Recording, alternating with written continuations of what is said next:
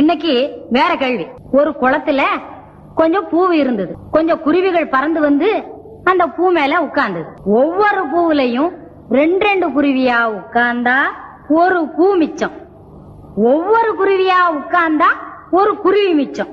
அப்படின்னா அந்த குளத்துல எத்தனை பூ இருந்தது, எத்தனை குருவி பறந்து வந்தது? 4 3. 4 3மா? எப்படி? அவன் என்ன சொல்றான் தெரியுமா? 3 பூவு 4 குருவி அப்படி பறந்து வந்தது. 2 குருவி உட்கார்ந்தது, ஒரு பூ மிச்சம். அப்புறம் பறந்தது குருவி ஒவ்வொன்னா உட்கார்ந்தது, இப்ப ஒரு குருவி மிச்சம். மகளே, அடுத்த கேள்வி என்ன? வாங்க, இத படிச்சு சரியான அர்த்தம் சொல்லணும்.